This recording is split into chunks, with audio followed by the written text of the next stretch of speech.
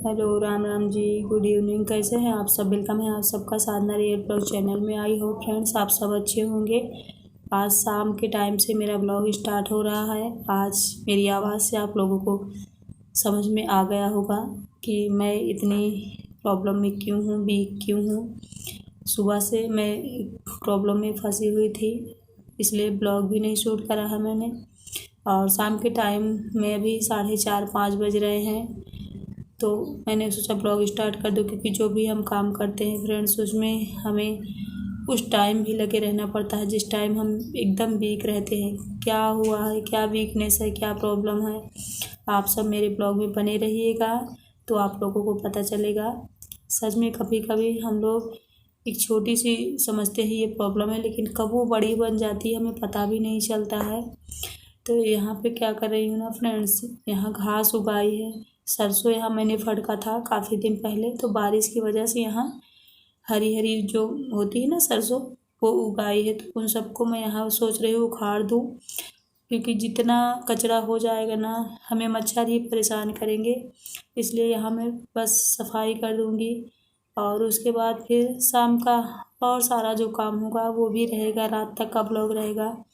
तो आप सब बने रहिएगा। जो लोग न्यू आते हैं चैनल में, चैनल को प्लीज़ सब्सक्राइब ज़रूर कर लीजिएगा।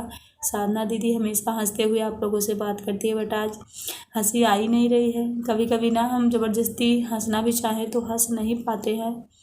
तो आज कुछ मेरा भी यही हाल है।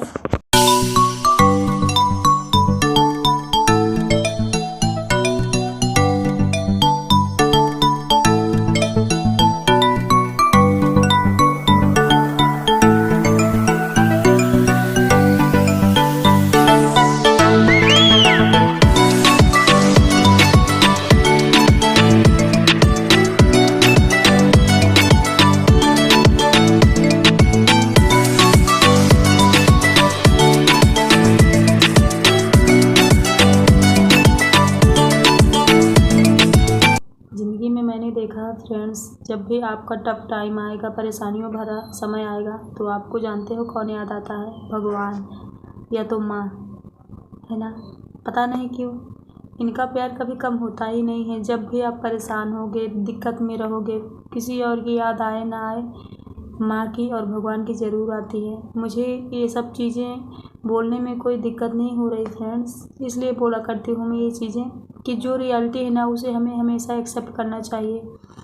हमारी लाइफ में ना अगर कोई सच में सच्चा साथी है तो भगवान है, क्योंकि वही दुख के टाइम में, परेशानियों के टाइम में हमें याद आते हैं, और वही हमारी मुसीबतों को दूर भी करते हैं। सुबह मैं ऐसी हालत में थी कि लगता था आज मर ही जाऊंगी, और अभी देखिए मैं यहाँ झाड़ू लगा रही हूँ।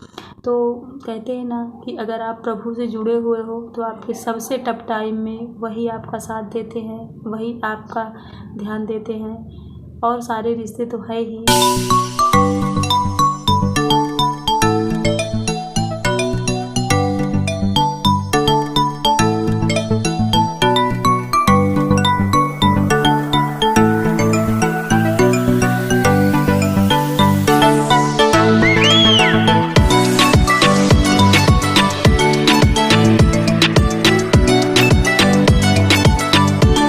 देखो सफाई करने में कितनी गर्मी लगी, पसीना आने लगा, हाथ गंदा हो गया, बर्तन इतने सारे पड़े हुए हैं। बच्चे ट्यूशन पढ़ रहे हैं। आज इवनिंग से ब्लॉग मेरा स्टार्ट हुआ।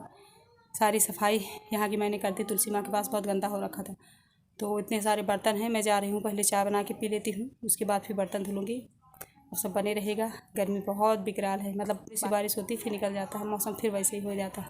और गर्मी की वजह से हालत ख़राब है। आज मेरी तबीयत सुबह से ठीक नहीं थी, इसलिए मैंने वीडियो भी नहीं बनाई। पेट से रिलेटेड थोड़ी सी प्रॉब्लम हो गई थी, सही हो जाएगा। अभी जाऊँगी डॉक्टर को दिखाने।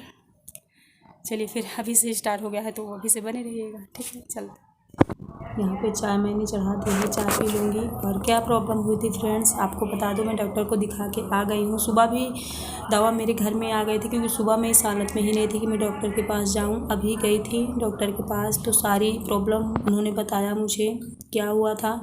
यहाँ पर मैं बैठ के चाय पीऊँगी। प्रॉब्लम क्या हुई थी फ्रेंड्स, पेट में मेरे पता नहीं क्या हुआ था, मैं खुद ही नहीं समझ पा रही थी। मतलब एकदम से पेट मेरा फूल गया था, और ऐसा लग रहा था मतलब सांस नहीं ले पाऊँगी। मतलब गैस थी, क्या हुआ था मैं नहीं जानती हूँ, बट इतनी बड़ी सी प्रॉब्लम लग रही थी मुझे, लग रहा था आज का डे मेरा अंतिम डे है। और उस टाइम बस यही फील हो रहा था कि मैं अपनी जिम्मेदारियों को निभा पाऊँगी कि नहीं, क्योंकि मैं सबसे ज़्यादा यही सोचा करती हूँ कि मैं बच्चों को अपने भविष्य बना पाऊँ। और हर माँ यही चाहती है ना कि अगर मैं नहीं रहूँगी तो मेरे बच्चों का भविष्य कैसे बन पाएगा, क्योंकि माँ माँ होती है। तो सुबह इतना ज़्यादा डर गई थी और डर के मारे मैं रो रही थी, और सिर्फ मेरी एक ही चिंता थी कि मेरे बच्चों का क्या होगा। और मतलब केवल यही प्रॉब्लम थी कि पेट फूल आया था, सांस नहीं ले पा रहे थे। तो सबसे बड़ी प्रॉब्लम है फ्रेंड, जब हम सांस नहीं ले पाते ना तो हमें ये छोटी प्रॉब्लम नहीं लगती, बहुत बड़ी प्रॉब्लम लगती है। तो सारे घर के लोग परेशान हो गए थे, घबरा गए थे, खासतौर पर मेरे बच्चे। बट उस टाइम का टाइम निकल गया था। यहाँ भी शाम का टाइम हो गया है, मैं कुंदरू काट रही हूँ फ्रेंड्स, कुंदरू की सब्ज़ी बनाऊँगी और रोटी शाम को।